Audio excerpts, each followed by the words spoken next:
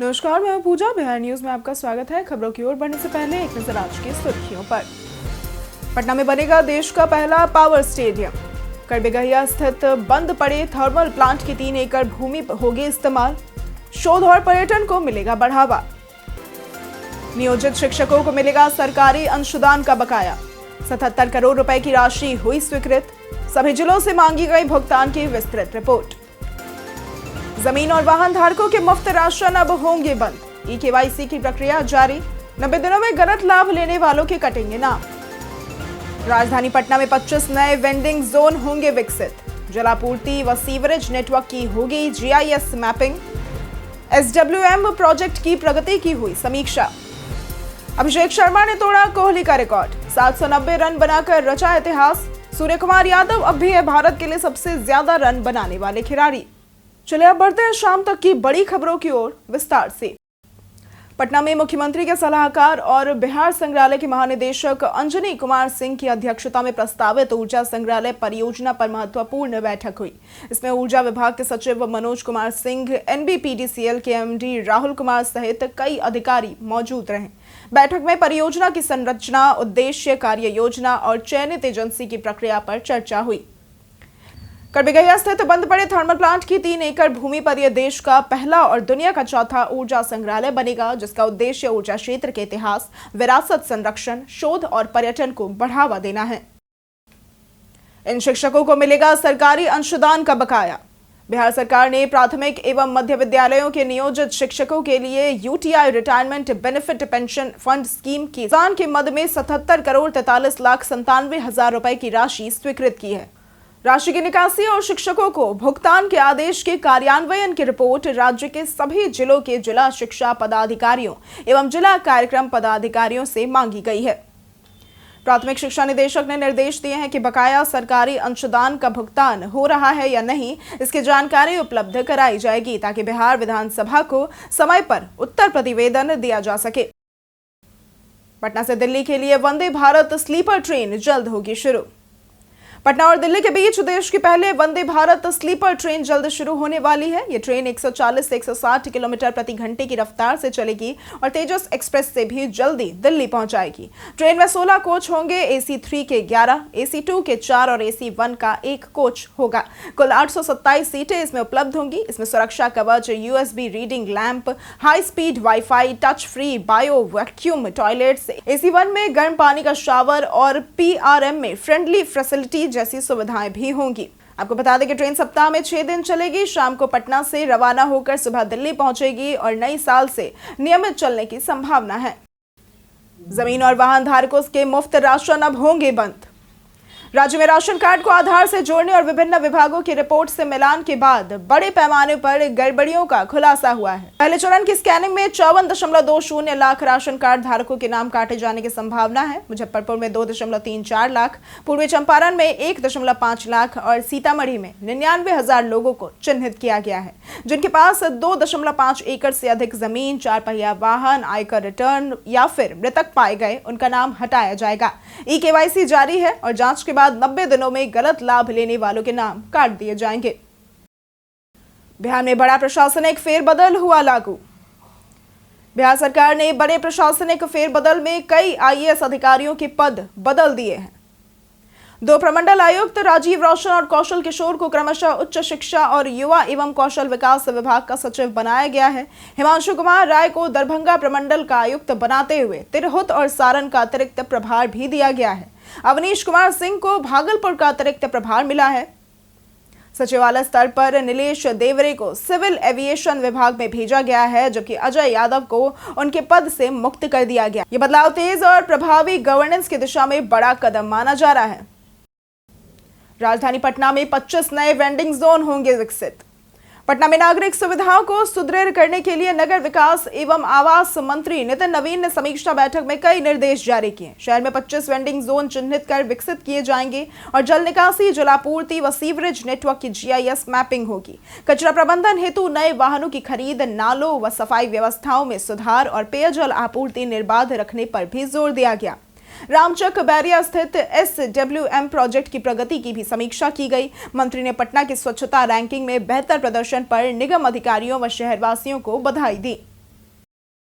37 जिलों के प्रतिभागियों को किया जाएगा सम्मानित। बिहार में पर्यटन और सांस्कृतिक धरोहरों को बढ़ावा देने के लिए पर्यटन विभाग ने 265 ऐतिहासिक, धार्मिक और सांस्कृतिक स्थलों को चिन्हित किया है। इसके तहत मेरा प्रखंड मेरा गौरव प्रतियोगिता आयोजित की गई है, जिसमें 37 जिलों के प्रतिभागियों को पुरस्कृत किया जाएगा।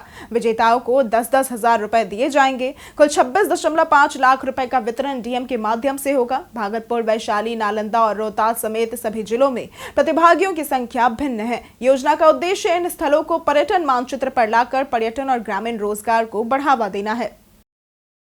बांका में बनने जा रहा है नया फिल्म सिटी। बिहार सरकार फिल्म प्रोडक्शन के लिए बांका जिले को संभावित नया ठिकाना बना रही है। कला एवं संस्कृति विभाग की टीम ने ओढ़नी जलाशय, मंदार पर्वत, हनुमान डैम, झाला पहाड़, झरना पहाड़, चांदन डैम और जेठौरनाथ मंदिर जैसी प्राकृतिक लोकेशनों का निरीक्षण किया।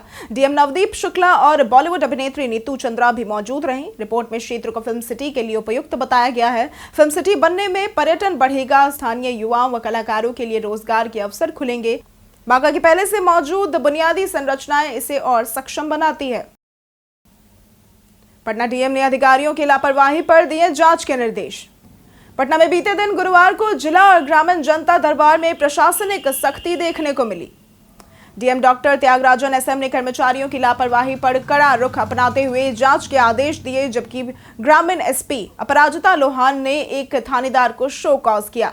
जनता दरबार में 65 शिकायतें सुनते हुए डीएम ने जमीन, रसीद, अतिक्रमण और रास्ता बंद करने से जुड़े मामलों में तुरंत कार्रवाई के निर्देश दिए। ग्रामीण क्षेत्रों में भी रंगदारी, जमीन कब्जा और पेंडेंसी पर ध्यान देने का आदेश दिया गया। प्रशासन ने साफ कर दिया कि अब इन मामलों में शून्य सहनशीलता लागू रहेगी।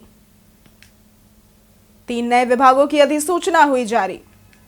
सरकार ने नए बने 3 विभागों युवा रोजगार एवं कौशल विकास, उच्च शिक्षा और नागरिक उड्डयन के कार्य निर्धारित करते हुए अधिसूचना जारी कर दी है। पुराने संबंधित विभागों के कार्य भी नए सिरे से तय किए गए हैं। सामान्य प्रशासन विभाग नए पद सृजित करेगा, वित्त विभाग बजट देगा और भवन निर्माण विभाग कार्यालय व्यवस्था संभालेगा। युवा रोजगार एवं कौशल विकास विभाग को 19, उच्च शिक्षा को 17 और नागरिक उड्डयन को 9 कार्य सौंपे गए हैं। इसके साथ ही तीनों नए विभागों में सचिवों की तैनाती भी कर दी गई है और कई प्रमंडलीय आयुक्तों का तबादला भी किया गया है। प्रकाश पर्व की तैयारियों की जिला अधिकारी ने की समीक्षा। पटना के जिलाधिकारी डॉक्टर त्यागराजन ने गुरु गोविंद सिंह महाराज के 359वें प्रकाश पर्व, जो कि 25 से 27 दिसंबर तक चलेगा, उसकी तैयारियों की समीक्षा तख्त श्री हरमंदिर साहिब में की। बैठक में आवासन, परिवहन, सुरक्षा, यातायात, चिकित्सा, स्वच्छता, पेयजल, बिजली और आपदा प्रबंधन जैसे बिंदुओं पर चर्चा हुई। देश विदेश से आने वाले श्रद्धालुओं की सुविधा के लिए help desk, may I help you counter, भीड़ नियंत्रण तथा बस सेवाओं की व्यवस्था सुनिश्चित करने के निर्देश दिए गए। सभी गुरुद्वारों और आवासन स्थलों पर 24/7 सफाई, फॉगिंग और आवश्यक मरम्मत कार्य करने पर जोर दिया गया। बिहार के अजय का कमाल, रिक्शा चालक से बना पावर लिफ्टिंग चैंपियन। गया जी के फतेहपुर प्रखंड के बथान गांव के अजय यादव ने संघर्ष और मेहनत से अंतर्राष्ट्रीय पावर लिफ्टिंग में अपनी पहचान बनाई है। छात्र जीवन में आर्थिक तंगी के कारण रिक्शा चलाया और मजदूरी भी की। फिर 2010 में भारतीय सेना में सिपाही बने। सेना में फिटनेस और ट्रेनर के मार्गदर्शन से पावर लिफ्टिंग की ओर बढ़े और 2016 से सफलता मिलने लगी। जुलाई 2025 में वियतनाम में 82 किलोग्राम वर्ग में 260 किलो उठाकर स्वर्ण पदक भी जीता। दिसंबर 2025 में रूस में 83 किलोग्राम वर्ग में 265 किलो उठाकर ईरान को हराकर स्वर्ण पदक जीता। अजय ने लगातार दूसरे अंतरराष्ट्रीय स्वर्ण से देश का नाम ऊंचा किया। मौर्य एक्सप्रेस से बरामद हुआ हथियारों का जखीरा। बिहार के जमुई में रेल पुलिस ने मौर्य एक्सप्रेस की एसी कोच A1 से एक लावारिस बैग से हथियारों का जखीरा बरामद किया। सतर्क यात्री की सूचना पर बैग जब्त कर झाझा जीआरपी थाने लाया गया, जहां से 2 देसी पिस्टल, 3 खाली मैगजीन, 18 जिंदा व 1 मिसफायर कारतूस मिले। एक पिस्टल पर मेड इन यूएसए और ओनली आर्मी सप्लाई लिखा भी पाया गया, जिससे बड़े नेटवर्क की आशंका बढ़ गई है।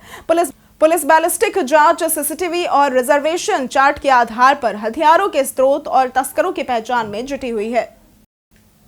बिहार से मौसमी प्रवासन पर राष्ट्रीय परामर्श हुआ शुरू। Anugrah Narayan Singh institute of social sciences में बिहार से मौसमी प्रवासन पर राष्ट्रीय स्तर के 2 दिवसीय परामर्श का आयोजन बीते दिन गुरुवार से शुरू हुआ। इसमें विभिन्न राज्यों के शोधार्थी, मजदूर संगठनों, स्वैच्छिक संस्थाओं और सरकार के प्रतिनिधि शामिल हुए।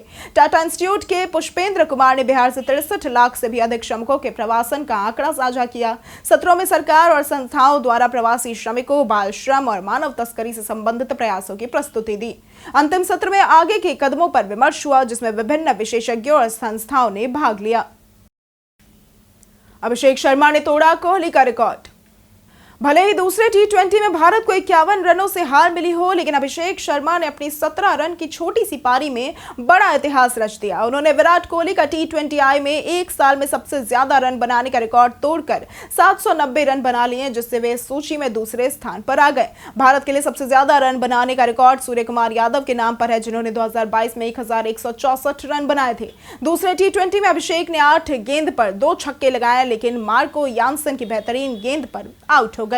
बीते दिन हमारे द्वारा पूछे गए सवाल का जवाब आप लोगों में से बहुत लोगों ने हमारे कमेंट सेक्शन में लिख कर दिया है। जिन्होंने हमारे द्वारा पूछे गए सवाल का जवाब दिया है उनके नाम है पवन कुमार, राजेश मांझी, राहुल यादव, राकेश मिश्रा, नौशाद रजा, अमरजीत सिंह, राजकिशोर महतो, अनुराधा कुमारी, रंजीत यादव, रामशंकर सिंह, मनोज दास, अर्जुन राम, संतोष राज, राजेश मांझी, अमरजीत यादव, मिथिलेश झा, हरेंद्र सिंह, दीपक कुमार, प्रदीप कुमार, शिव कुमार, कुंदन कुमार, राजू कुमार, पुनीत सुमन और अबोध कुमार। इसी के साथ बढ़ते हैं आज के सवाल की ओर। आज का सवाल है, आपके क्षेत्र में सरकारी अस्पतालों की क्या स्थिति है? आप अपना जवाब हमें हमारे कमेंट सेक्शन में लिखकर जरूर बताएं। आज के लिए सिर्फ इतना ही। बिहार की तमाम खबरों के साथ बने रहने के लिए देखते रहें बिहारी न्यूज। और साथ ही अगर आप यूट्यूब चैनल पर देख रहे हैं तो चैनल को सब्सक्राइब करें, और अगर आप फेसबुक पेज पर देख रहे हैं तो लाइक और फॉलो जरूर करें।